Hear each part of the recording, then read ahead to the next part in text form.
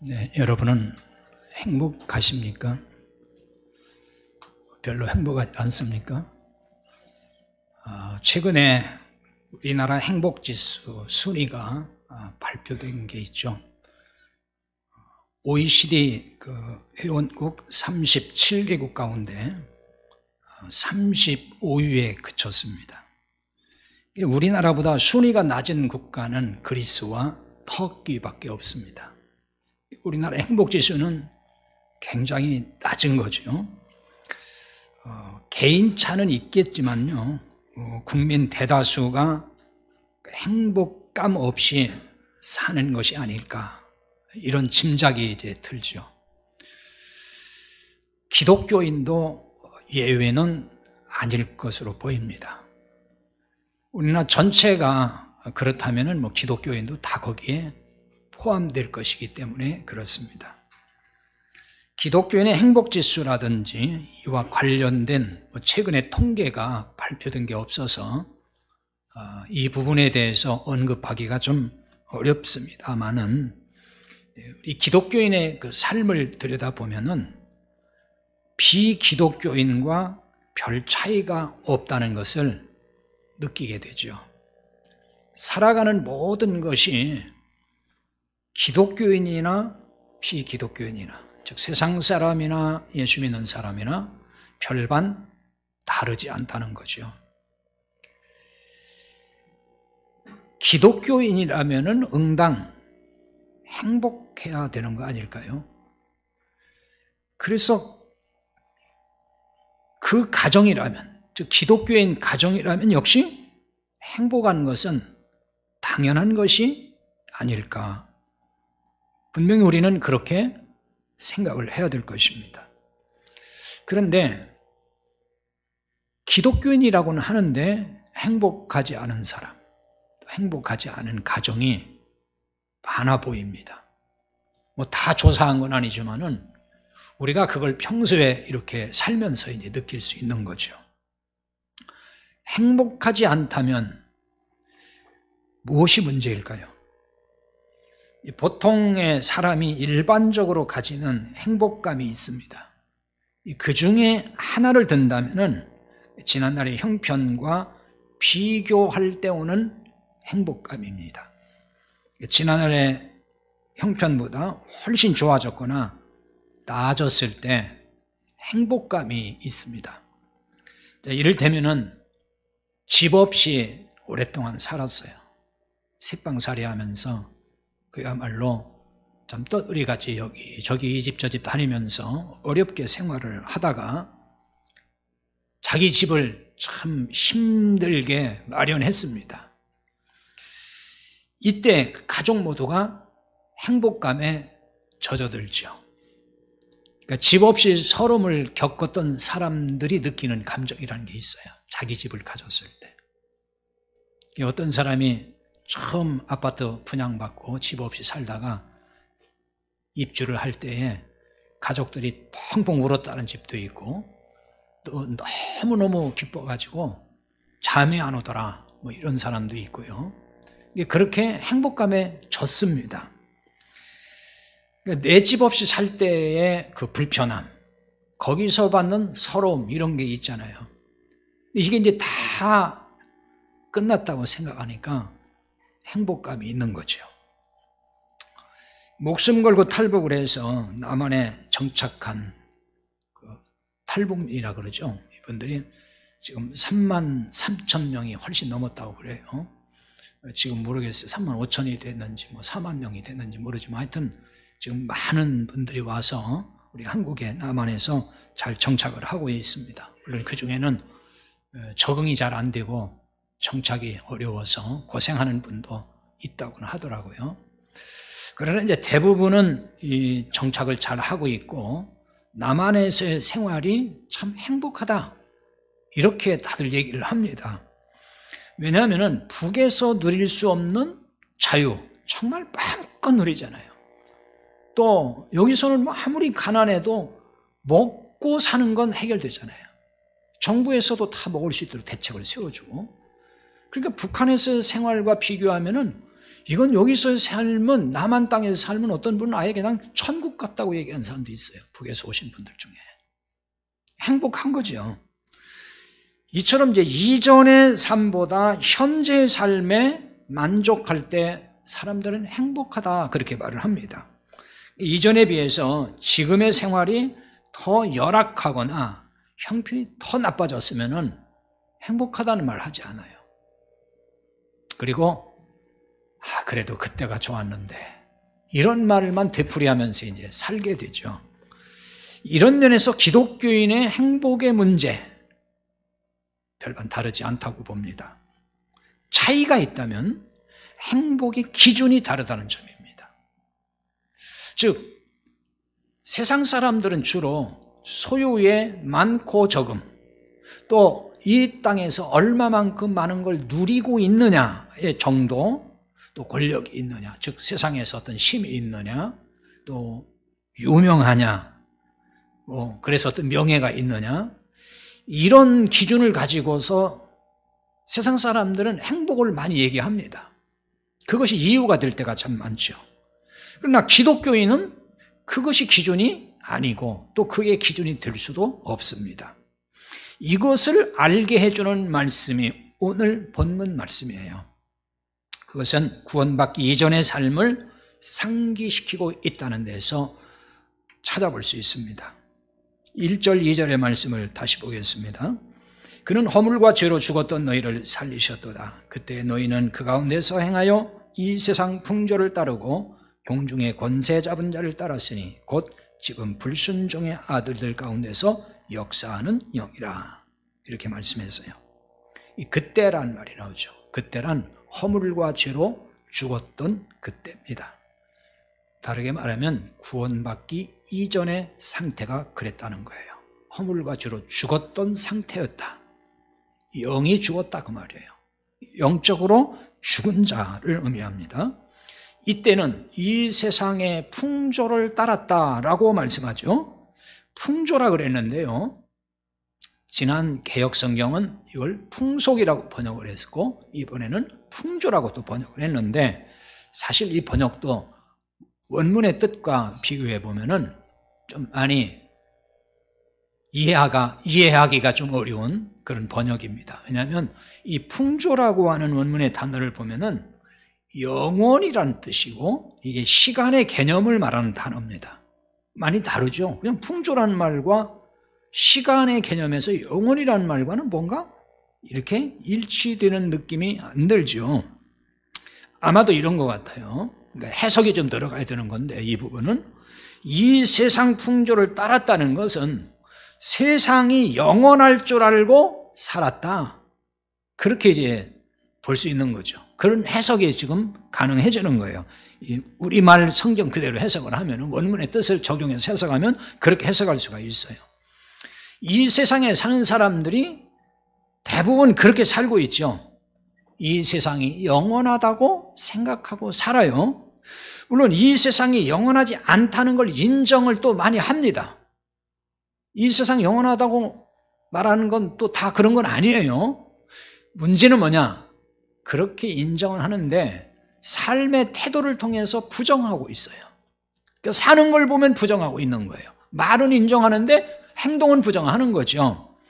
영원한 세상에서 영원히 소유하고 누릴 것처럼 살고 있잖아요, 사람들이.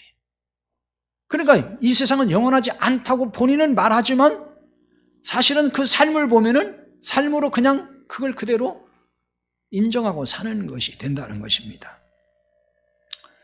욕심을 부리고 사는 것이 바로 이런 태도를 방증하는 것이 아닐까 싶어요. 기독교인이 행복하지 않다면 그 이유가 뭘까요? 여러 가지 이유를 말할 수 있겠죠. 그 중에 중요한 이유 하나는 욕심일 것입니다. 욕심이에요. 기독교인이라고 하지만 욕심이 앞서면 행복할 수 없습니다. 세상 욕심을 내려놓는 순간부터 행복을 누리기 시작을 한다는 거, 행복을 맛볼 수 있다는 거 알아야 됩니다. 그런데 왜 욕심을 내려놓지 못하고 불행을 자초하는 걸까요?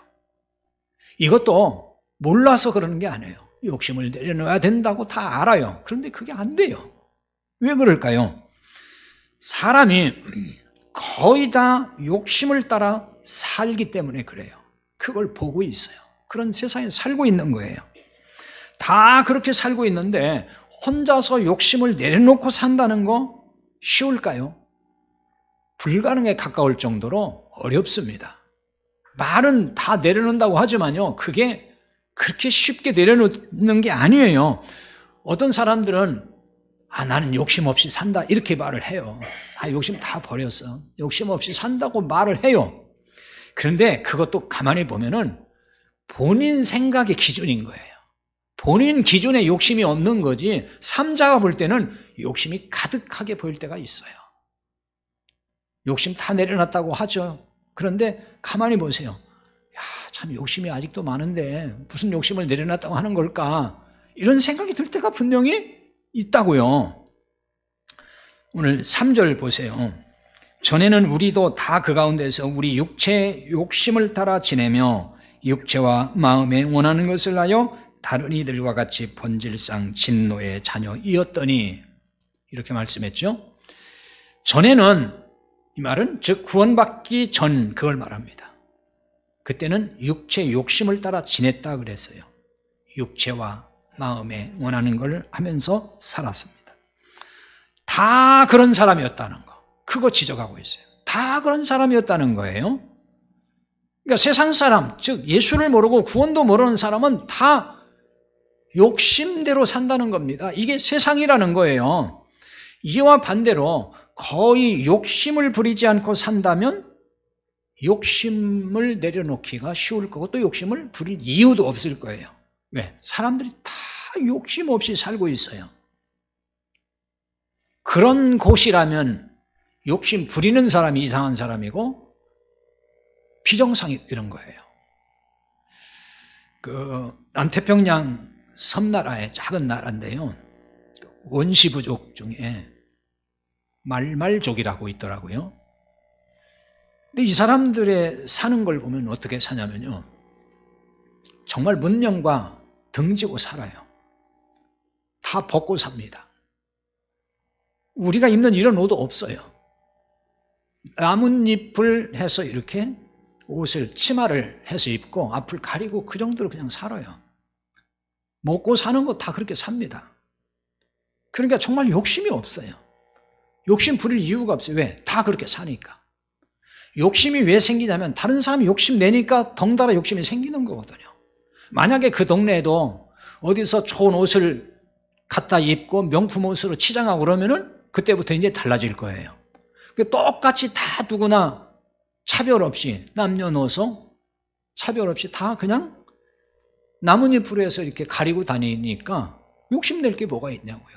그 욕심 없이 그냥 살아요, 그 사람들이. 그 영국의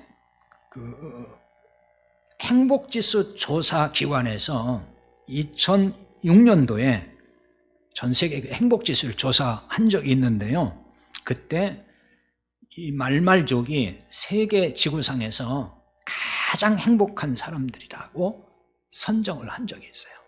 가장 행복한 나라다, 이렇게 얘기를 했습니다. 우리가 볼 때는 행복할 게 아무것도 없어요. 문화를 등지고, 문명과 등지고 그냥 먹고 살아요. 그냥. 그 뭐가 행복하겠냐고요. 근데 그 사람들은 행복해요. 어떤 기자가 인터뷰를 했습니다. 그 부족의 원로한테. 그랬더니 이 사람이 이런 말을 하더라고요. 우리가 서구의 문화를 몰라서 이렇게 사는 게 아닙니다. 그렇게 얘기를 해요.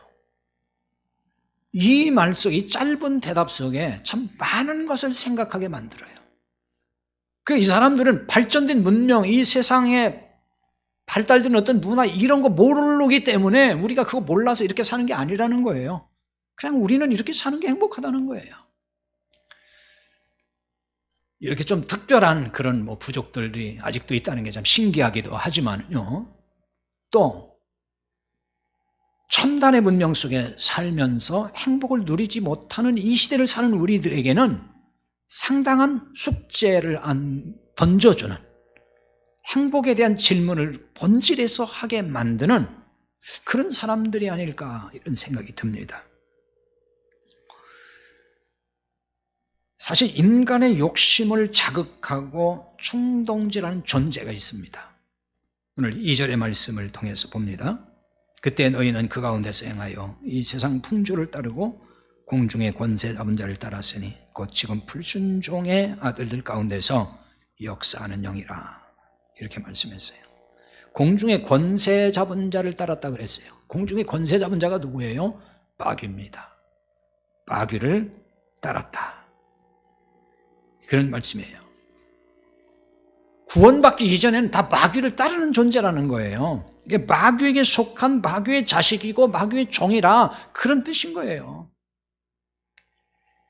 마귀에게 있는 본성 중에 하나가 뭔지 아십니까? 욕심입니다. 요한복음 8장 44절에 보면요, 너희는 너희 아비 마귀에게서 났으니 너희 아비의 욕심대로 너희도 행하고자 하느니라. 예수님이 이렇게 말씀하셨어요.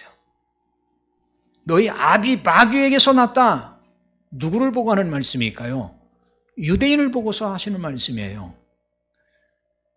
이 유대인들이 누굽니까? 그 말씀에 이제 앞뒤 전을 쭉 보면은 유대인들이 자기들은 아브라함의 후손이고 하나님의 자식이라고 믿는 사람들이에요. 그들을 향해서 예수님께서 너희는 하나님 자식이 아니고 마귀 자식이다 이렇게 말씀하시는 거예요. 굉장히 충격적인 말씀인 거죠. 자신들은 하나님을 잘 믿는 하나님의 자식이라고 생각하고 살아왔는데 하나님을 그렇게 잘 믿는다고 생각했는데 예수님은 너희는 마귀 자식이야 이렇게 말씀하니 얼마나 큰 충격이 되겠습니까? 너희 아비의 욕심이라고 했어요. 마귀의 욕심이죠. 유대인들이 그 욕심을 따라 산다는 거예요. 그런데 이 마귀의 욕심대로 산다 그러는데 마귀를 따라서 사는 것, 그러니까 마귀와 똑같이 욕심을 부리면서 사는 자들이라는 거예요. 그렇다면 이 욕심의 본질이 뭘까요? 마귀에게 있는 본성이 욕심이라고 방금 말씀드렸어요. 따라서 여기 욕심은 마귀에게서 나오는 것인데 마귀가 주는 욕심, 마귀에게서 나오는 욕심 그게 뭘까요? 그건 다른 게 아니에요. 내가 하나님이 되라는 거예요. 마귀가 하와를 이렇게 미혹했다는 거 우리가 알고 있습니다. 창세기 3장 5절에 보면 그렇게 나와 있죠. 너희가 그것을 먹는 날에는 너희 눈이 밝아 하나님과 같이 되어 선악을 알 줄 하나님이 아심이니라 그랬어요. 내가 하나님이 되라는 미혹입니다. 하나님과 같이 했지만 사실 원문에는 같이라는 말이 없어요. 원문대로 하면 하나님이 되라 그 말이에요. 네가 하나님이 되라. 하나님이 되라고 하는 욕심을 품게 하는 것, 그게 마귀입니다. 그게 마귀의 욕심이에요. 원래 이제 사탄 마귀의 근원을 들어가서 보면은 결국 하나님을 대적했다는 거 아니에요.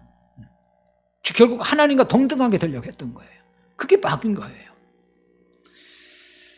그런 부분은 이제 나중에 한 번 더 성경을 통해 살펴봐야 되겠습니다만은 아무튼 마귀는 본래 그런 욕심을 가졌던 거예요. 그래서 이제는 사람에게 그렇게 미혹을 하는 거죠. 하나님이 되라는 거예요. 그게 어떤 뜻일까요? 하나님은 선하신 분이잖아요. 하나님이 선하신 것처럼 내가 선한 존재가 되라는 거예요. 하나님 없이도 너의 노력으로 선하게 될 수 있다라고 하는 미혹인 거예요. 왜 예수님께서 유대인들을 마귀 자식이라고 했을까요? 그럼 우리가 생각하는 것처럼 즉 마귀 자식 그러면 굉장히 막 악랄하고 막 폭압적이고 뭔가 정말 악한 짓만 골라서 하는 그런 사람이기 때문에 그럴까요? 예수님 당시 유대인들이 그런 사람인가요? 아니에요. 그 사람들은 율법에 따라서 철저하게 살아가려고 무진 애를 쓰고 자기 나름대로는 선하게 살려고 했던 사람들인 거란 말이에요. 하나님을 자기들 나름대로 율법에 따라서 잘 섬긴다고 하는 사람들인 거예요. 그런데 예수님이 그들을 보고서 마귀 자식이라고 한 거예요. 그게 뭐겠어요? 즉 너희들이 하나님의 방법대로 의로워지려고 하는 게 아니고 너희들 노력으로 너희들의 선한 행실을 가지고 율법의 행함을 통해서 하나님과 상관없이 선하게 되겠다고 하니까 그게 마귀의 자식이라는 거예요. 마귀의 욕심이 그런 거라는 거예요. 마귀는 그러니까 하나님 없이도 우리가 하나님처럼 선하게 된다 그렇게 했기 때문에 예수님이 유대인들이 그래서 너희들은 마귀 자식이라고 얘기를 하는 거예요. 그게 마귀 욕심이라는 것입니다. 이게 욕심의 본질인 거예요. 그러니까 우리가 욕심 그러면 이제 뭐 돈, 권력, 명예 뭐 이런 것들을 먼저 연상하게 되고 생각하게 되고 그것이 마치 욕심의 본질인 것처럼 생각을 하는데요. 사실 그게 본질은 아니에요. 욕심의 본질은 하나님 없이 스스로 선한 존재가 되겠다고 하는 거예요. 예를 들면 이런 거예요. 어떤 사람이 돈에 욕심을 냅니다. 그런데 정작 그 사람, 당사자는 욕심이라고 생각하지 않습니다. 다른 사람은 돈에 욕심 좀 내지 마 그래요. 근데 그 사람은 난 욕심 안 내 이렇게 얘기하는 거예요. 나는 욕심을 부리는 게 아니고 선한 일을 위해서 내가 돈을 벌려고 하는 것뿐이야. 이렇게 얘기한단 말이에요. 이런 사람에게 그 선한 일이 뭘까요? 자기가 노력해서 돈 벌어가지고 가족을 먹여 살리고 우리 가족을 좀 더 행복하게 해주고 그게 자기 선한 일이라고 생각하는 거예요. 그리고 실제로 그게 선한 일이 되는 거죠. 일반적으로 생각할 때 그거 선하다고 하지 악하다고 하겠습니까? 그리고 이제 더 나아가서 이런 사람이 있죠. 이제 가족만이 아니라 내가 좀 더 여유가 생기면 돈이 여유가 생기면 어려운 사람도 돕고 불쌍한 사람 내가 도우면서 살겠다는 거예요. 이런 일이 선하다는 것을 다 사람들이 알고 있어요. 그래서 그 선한 일을 위해서 내가 돈 좀 벌려고 하는 거지 내가 무슨 돈에 미쳐가지고 욕심내는 줄 알아? 이렇게 말을 한다는 것입니다. 근데 잘 생각을 해봐야 돼요. 그것이 본심이고 진정한 마음일 수 있을까? 물론 그것이 본심일 수도 있을 거예요. 근데 대부분은 욕심이라는 것을 선이라는 포장지에 싸놓을 때가 많아요. 선한 것으로 가져가는 거죠. 욕심을. 그래서 내가 돈 벌어서 선한 일을 하려고. 심지어 또 이런 사람도 있어요. 내가 열심히 돈 버는 일이가 뭔지 압니까? 교회가 어렵기 때문에 내가 헌금 좀 많이 하고 교회 건축을 해야 되는데 돈도 없으니까 내가 좀 많이 벌어가지고 하려고 합니다. 이런 사람도 있긴 있더라고요. 근데 그 또한 욕심에서 비롯될 때가 많아요. 그건 하나의 그냥 구실이고 사실은 욕심이 마음에 가득한 거예요. 권력과 명예에 대한 욕심을 품는 사람들이 있죠. 정치인이 출마 선언할 때 그 변을 들어보면 뭐라고 하죠? 내가 이한 목숨 바쳐가지고 국가를 위해서 뭐 사회를 위해서 선한 일을 하고 뭔가를 위해서 뭘 어떻게 하겠다. 아주 선한 얘기 많이 합니다. 권력의 욕심을 선이라는 걸로 가장을 하는 거죠. 사실은 포장하는 거죠. 근데 권력 잡으면 그렇게 합니까? 권력 잡으면은 그게 뭐 선한 모습이 보입니까? 다 자기 입속만 책임지고 자기 권력 연장을 위해서만 안간힘을 쓰잖아요. 그거 다 뭐예요? 욕심이잖아요. 욕심을 다 선으로 포장을 하는 것이 인간의 모습인 것입니다. 하나님을 떠나서 인간은 결코 선한 존재가 될 수가 없어요. 하나님을 배제한 상태에서 내가 뭐 선하게 하려고 돈 벌고 뭐 권력 잡아서 선한 일을 하려고 그건 다 자기 욕심을 가리는 것이지 선한 것이 될 수가 없어요. 하나님을 떠난 인생이 어떻게 선한 일을 합니까? 선한 존재가 될 수 없기 때문에 진짜 욕심을 내려놓을 수 없는 거예요. 진짜 욕심을 내려놓는 길은 뭐냐? 하나님께로 돌아가는 길이에요. 하나님 앞에 그냥 무릎 꿇는 거예요. 하나님 앞에 손들고 나오는 거예요. 그게 욕심을 내려놓는 거예요. 그러니까 내가 스스로 선하게 될 수 없다는 거 깨닫고 이거 포기하는 거예요. 하나님, 제가 아무리 노력해도 나는 선한 사람 될 수 없습니다. 내가 의로워질 수가 없습니다. 내가 아무리 돈을 벌어도 권력을 주고 명예를 그것 가지고 내 선해질 수 없고 그걸로 선한 일을 할 수 없습니다.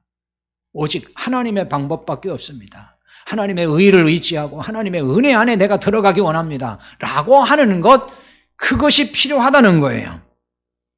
내가 돈을 많이 벌어야만이 가족을 행복하게 해줄 수 있다?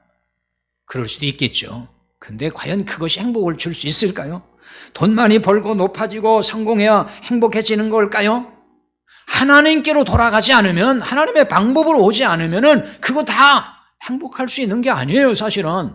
물론 잠깐은 행복을 느끼는지는 모르겠어요. 그러나 그것이 진짜 행복을 주는 게 아닙니다. 그 어떤 선한 노력도 행복을 보장하는 것이 아니에요. 여러분 행복하십니까? 진짜 행복이 마음에 있습니까? 아직 행복하다고 말하기가 어렵습니까? 행복하지 않다면, 그리고 행복하다는 확신이 없다면 그건 분명 문제가 있는 거예요. 왜? 우리 예수 믿는다고 말하니까요. 예수를 안 믿는다면은 뭐 그렇게 말해도 그냥 당연한 얘기가 될 수 있어요. 그런데 예수를 믿는다면서요. 구원 받았다면서요. 그런데 왜 행복에 대한 확신, 나 행복해요 진짜. 왜 이렇게 말을 못하냐는 거예요. 하나님의 은혜를 말하면서도 내가 스스로 선하게 되겠다고 애를 쓰는 것 때문에 그런 건 아닐까요? 내가 무진 뭔가를 애를 쓰고 있어요 지금. 내 힘으로 뭔가 해보겠다는 거예요. 그게 바로 하나님의 은혜를 내가 배제시키는 거예요. 내 힘으로 되는 게 아니잖아요. 그런데 내 힘으로 하겠다는 거예요 다. 내가 스스로 선하고 내가 스스로 의로워져서 인정받고 싶고 내가 이만큼 먹고 이렇게 해서 사람들한테 인정받고 싶고 내 존재감을 막 드러내고 싶고, 근데 그게 또 마음대로 안 되니까 힘들어지는 거고, 다 그런 거 아니겠어요? 역설적으로 나의 선한 노력을 포기할 때 행복한 사람이 되는 겁니다. 선한 노력을 포기할 때 선한 사람이 되기 때문이에요. 바꿔 말해서 의로운 사람이 되기를 포기할 때 의로운 사람이 된다는 말이에요. 근데 이런 말을 들으면서 도대체 지금 무슨 말 하는 거예요? 아니 의로워지려고 하는 걸 왜 포기하냐고요? 의롭게 살려고 해야지. 아마 분명히 그렇게 말하고 싶은 사람이 있을 거예요. 하나님의 은혜를 깨닫게 되면 이런 말이 이해가 되고 아멘이 되는 거예요. 의롭고 선하게 되는 것이 인간 노력이 아닌 하나님의 은혜로 되기 때문에 그러는 거예요. 이것을 다른 말로 구원이라고 하는 겁니다. 구원이 뭡니까?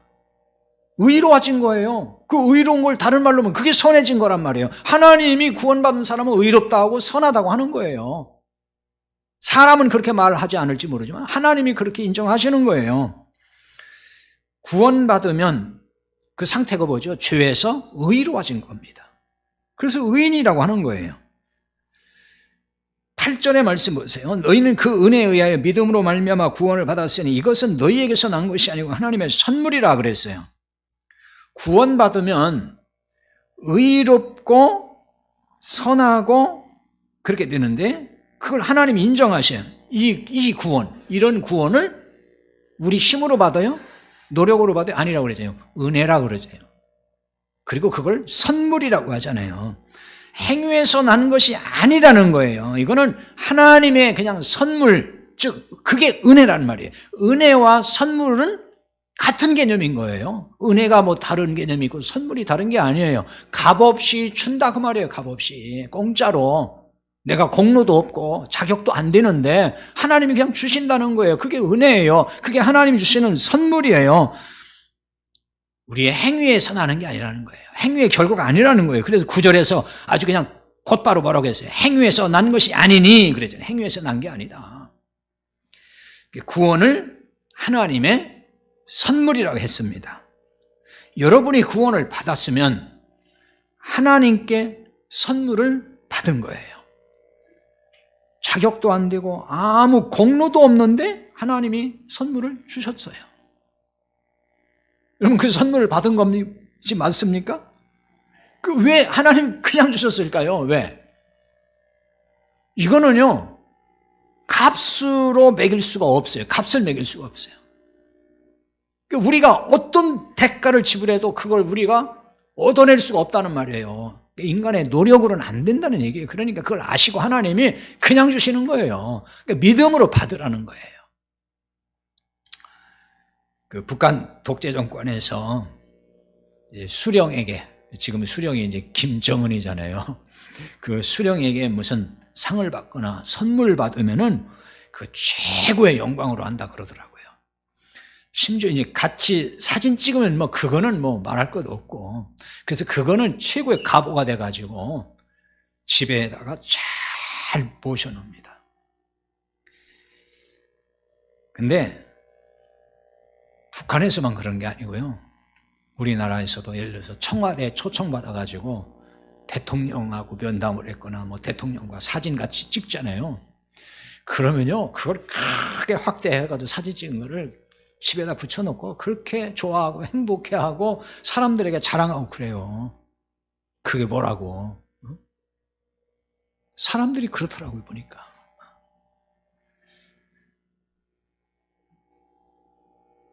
그렇다면 여러분, 하나님의 선물은 이런 것보다 못한 것일까요? 하나님이 우리에게 주신 선물은 무슨 뭐 대통령과 사진 찍은 거, 뭐 대통령이 무슨 선물 하나 받은 거, 그보다 못한 것일까요? 하나님이 계신 것을 믿는다면 하나님이 주신 선물을 얼마나 기뻐해야 될까요? 이 자체만으로도 행복할 수 있는 거 아니겠어요? 그 전능하신 하나님께서 내게 이런 선물을 주셨구나. 그것이 행복한 거죠. 하나님의 선물로 인한 행복감이 여러분 가족에게 다 있다면 그 가족은 분명히 행복할 거예요. 남보다 뭐 가진 것이 좀 적어도, 누리는 것이 그렇게 별로 없어도 마냥 행복할 거란 말이에요. 이런 행복을 비기독교인은 아마 이해하기 어렵겠죠. 세상 사람이 뭐 그런 거 이해하겠습니까? 도대체 무슨 얘기를 하느냐고 하겠죠. 근데 기독교인이 행복한 이유와 비기독교인이 행복한 이유는 전혀 다릅니다. 달라야 됩니다. 같지 않아요. 그런데 기독교인이라고 하면서 행복의 이유가 비기독교인과 다르지 않다면 그럼 이거 어떻게 봐야 되죠? 행복의 이유가 예수도 모르는 저 세상 사람과 예수 믿는 우리와 그게 다르지 않아요. 똑같아요. 그럼 그거 정상으로 봐야 되나요? 그렇다면은 무늬만 기독교인이지 실상은 기독교인이 아닌 거 아니냔 말이에요. 그렇잖아요. 물론 기독교인이지만은 참 행복의 이유를 잊을 때 그럴 수 있을 거예요. 구원받기 이전의 상태를 잊어버리는 거죠. 그걸 다 잊어버리는 거예요. 영혼의 자유를 모르고 죄와 율법의 종으로 살았을 때의 그 불행을 다 잊어버린다는 거예요. 마치 이런 것과 같지 않을까 싶어요. 어떤 사람이 중한 병이 들어서 병실에 누웠습니다. 아무것도 할 수가 없어요. 먹고 싶은 게 있어도 먹을 수가 없어요. 가고 싶은 데 있어도 마음대로 갈 수도 없어요. 다 죽는다 그랬어요. 의사도 살기 어렵다고 말을 했어요. 근데 정말 기적같이 회복이 되고 살아났습니다. 그래서 이제 마음대로 뭐든지 먹을 수 있게 됐고 마음대로 다닐 수 있게 됐고 정말 건강을 다 찾았습니다. 얼마나 자유로운 삶이 된 것입니까? 그래서 행복한 나날을 보내고 있어요. 하지만 세월이 점점 지나면서 그걸 다 잊어버렸어요. 병들어서 고생했던 때 그때를 다 잊어버리기 시작했어요. 마음대로 먹을 수 없었고 마음대로 활동할 수 없었던 그 고통스러운 시절을 다 망각해버렸어요. 그러면서 전에 없었던 반찬투정을 비롯해서 조금만 불편해도 불평하고 또 원망을 하기 시작을 해요. 이제는 뭐 부자 되지 못한 거 원망하고 출세 못한 것도 또 성공하지 못한 것도 막 원망도 하고 막 비관도 하고 그래요. 한동안 행복했던 그 행복이 다 사라졌어요. 행복의 이유가 바뀌었기 때문에 그렇게 되는 거예요. 병들어 누워있을 때는 행복의 이유가 건강이었어요. 병들어 누워보니까 돈도 필요 없어. 명예도 권세 다 필요 없어. 건강만 하면 나는 행복할 수 있어. 이런 마음이 들었어요. 그렇게 생각을 했어요. 대부분의 사람들이 병들고 나면 그런 생각 하더라고요. 그러니까 병들면 철이 난단 말이에요. 참 희한해요. 그런 얘기 많이 들어보셨죠? 병들어서 딱 누워있으니까 저는 목회하면서 그런 사람 많이 봤어요. 목사님 다 필요 없어요. 자식도 필요 없고 재산도 필요 없고 명예도 필요 없고 다 필요 없어요. 건강만 하면 나는 충분히 행복할 수 있어요. 이런 얘기 해요. 실제 사람이 그 마음이 드는 거예요. 그 순간에는.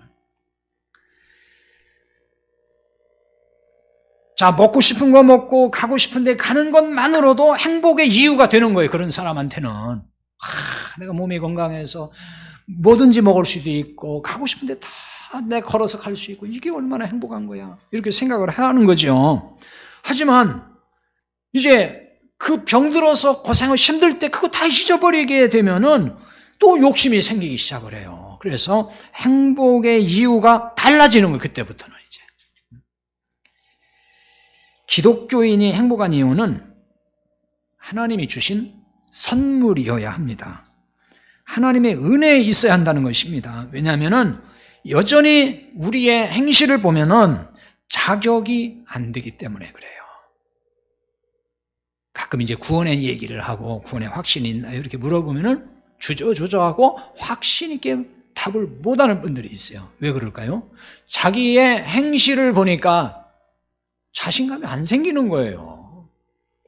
자기 행실을 보니까 여전히 죄도 있고 뭐 나쁜 짓도 하고 있고 뭐가 마음에 거리낌도 많고 그래가지고 내가 어떻게 구원받았다고 자신 있게 말할 수 있지? 이런 생각이 들어요.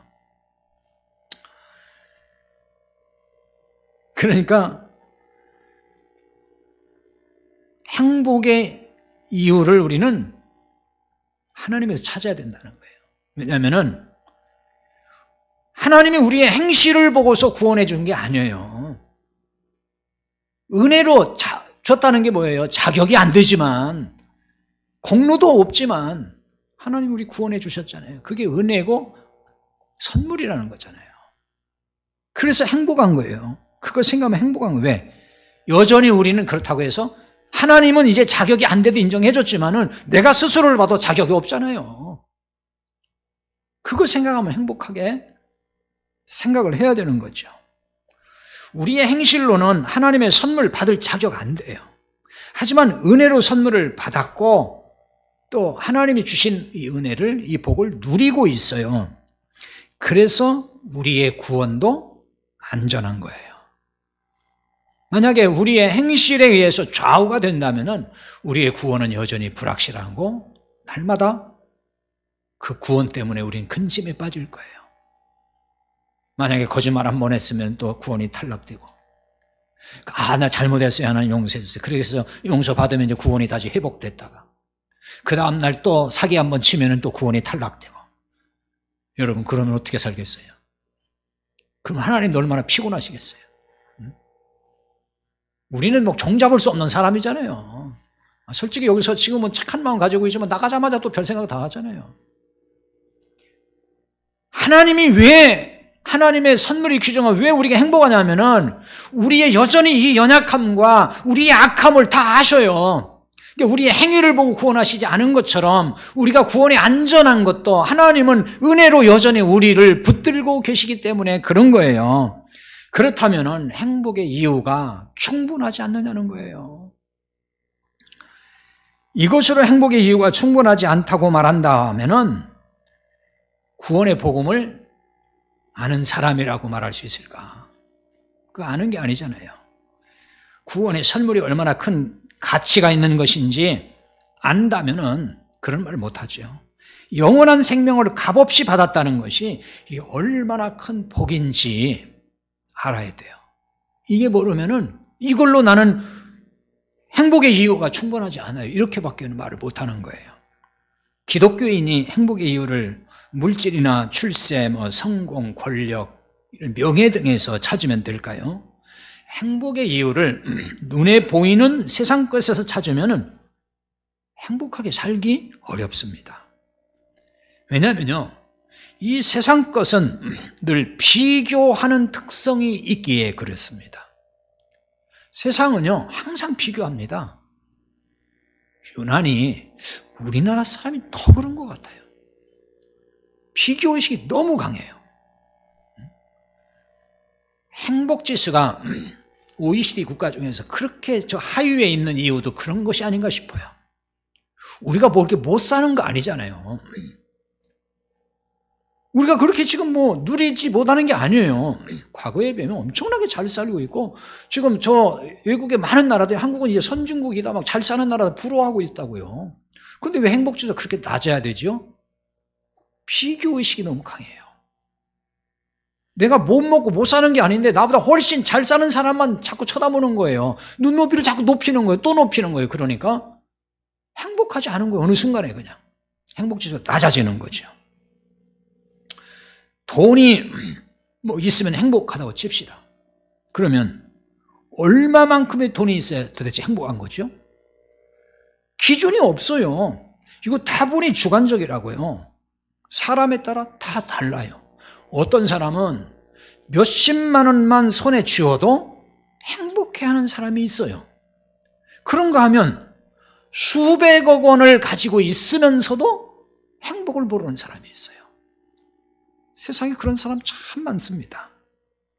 수백억 원을 갖고도 불행한 것은 역시 비교의식 때문일 수가 있습니다. 물론 또 다른 어떤 여러 가지 문제 때문에 나는 행복하지 않아 이렇게 말할 수 있겠지만, 비교의식, 이게 참 심합니다.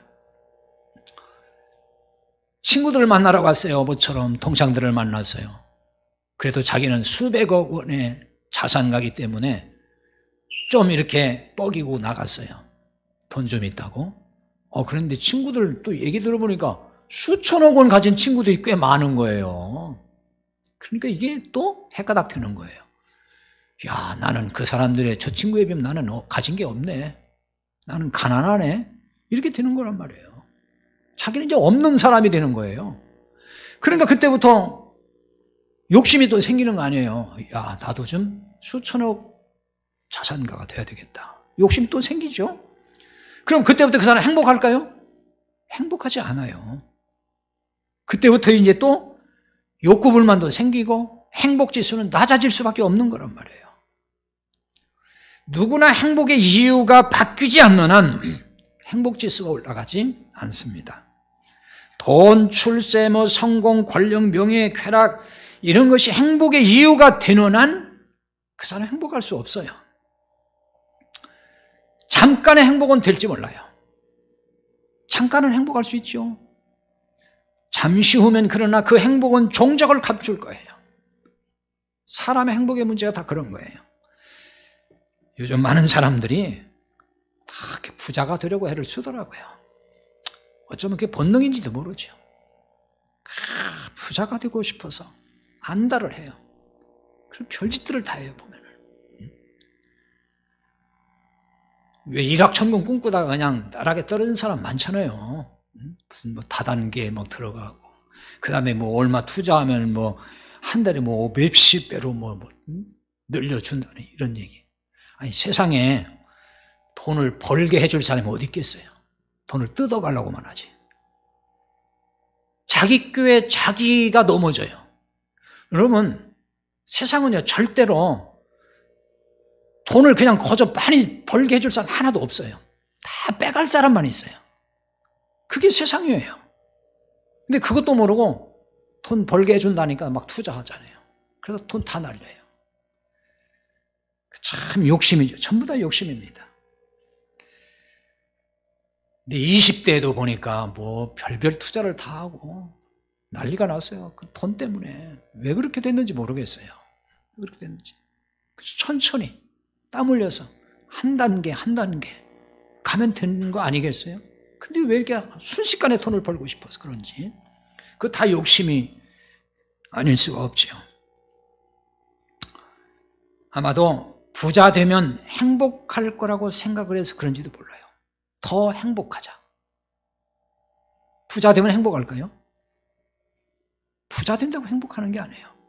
부자가 행복하다면 행복은 부자순일 거예요. 근데 절대로 행복은 부자순이 아니에요.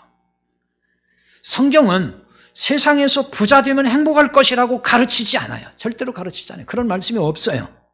잠언 23장 4절 5절에 보면 이렇게 말씀해요. 너무 실망하지 마세요. 부자 되기 애쓰지 말고 네 사사로운 지혜를 버릴지어다. 네가 어찌 허무한 것에 주목하겠느냐? 정령이 재물은 스스로 날개를 내어 하늘을 나는 독수리처럼 날아가리라. 이 부자 되기를 원하는 사람은 참 실망되는 말씀이에요. 왜 그래요? 부자 되기 애쓰지 말라 그러니까요. 근데 부자 되기 애쓰지요. 예수 믿는다고 하면서 부자 되려고 무지내를 써요, 진짜. 기도도 엄청나게 많이 해요. 부자 되게 해달라고. 성경은 부자 되지 말라고 하는데 참 이해할 수 없는 현상이죠, 사실은. 거기 네 사사로운 지혜를 버릴지어다, 이게 그런 얘기예요. 부자 되려고 애쓰는 건 말할 것도 없고 그 생각마저도 버려라, 그 얘기입니다. 왜냐하면은 그게 어느 날 독수리처럼 날아간다는 거예요. 다 그냥 사라질 수 있다. 그것에 목숨 걸지 말라는 얘기죠. 그거 행복을 주는 것도 아니다는 거예요. 여러분, 지금까지 여러분 행복의 이유를 어디서 찾았습니까? 돈에서 찾았나요? 권력, 명예, 술세, 성공, 이런 데서 행복의 이유를 계속 찾고 있나요, 지금도? 그것이 행복을 준다고 생각합니까? 그거 내가 얻으면 그거 다 내가 손에 쥐면은 행복해질 수 있다고 생각합니까? 그렇지 않아요. 그 경험해 본 사람들 다 얘기를 들어보세요. 그게 행복한가? 곧 잠깐이에요. 어쩌면 이제 그런 걸 통해서 사람들이 또 어떤 그 인정받고 싶은 욕심이랄까요? 그리고 그 존재감을 드러내고 싶은 욕심이 이렇게 살게 되는지도 몰라요. 단순히 내가 돈 벌어서 부자 되는 것, 그게 아니라 돈이 많아지면은 사람들이 인정해 주잖아요. 야, 대단해. 어떻게 그렇게 부자가 됐어? 어떻게 그렇게 사업에 성공했어? 야, 대단해. 그러면서 자존감이 막 또 높아가지기도 하고, 그 다음에 이제 자기 존재감이 막 또 드러나고 그러잖아요. 그런 욕심 때문에 그런지 몰라요. 여러분, 그런데 남한테 인정받는 것도 계속 인정받는 소리 듣는 게 아닙니다. 존재감 드러내봐야 그거 그렇게 누가 알아줄 사람도 별로 없어요. 스스로 만족 그냥 하는 거예요. 그것도 또 잠깐이에요, 사실은. 잠깐이면 다 사라질 것들이에요. 그러니까 그게 진짜 행복이 아니라 그 말입니다. 다 헛된 거예요, 사실은. 그런 걸 추구하잖아요. 막 인정받고 싶은 욕구, 그 다음에 더 존재감을 다 드러내고 싶은 욕구. 이거는요, 줄어들지 않습니다. 커지면 더 커지게 돼요. 그러면 더 그 욕구에 목말라 하는 그 욕구 때문에 더 힘들어지는 거예요. 행복감을 잃어버리는 거죠. 행복지수 낮아지는 거예요. 진짜 행복은 하나님이 주신 선물에서 늘 찾아야 돼요. 하나님이 나를 여전히 사랑하고 계신다라고 하는 이 믿음이에요. 하나님은 여전히 여러분을 인정하고 있고, 하나님은 여러분의 존재감을 그대로 인정하고 있어요. 그것이 우리의 행복이 되어야 하는 거예요. 이걸 놓치게 되면은 세상이 뭘 그렇게 여러분에게 행복을 주겠습니까? 잠깐, 그때뿐인 거, 별거 아닌 거예요. 솔로몬의 표현대로 헛되고 헛될 뿐인 것입니다. 진정한 행복은 하나님께 있음을 알고 하나님과의 관계 속에서 행복한 삶이 될 수 있기를 바랍니다. 기도합시다.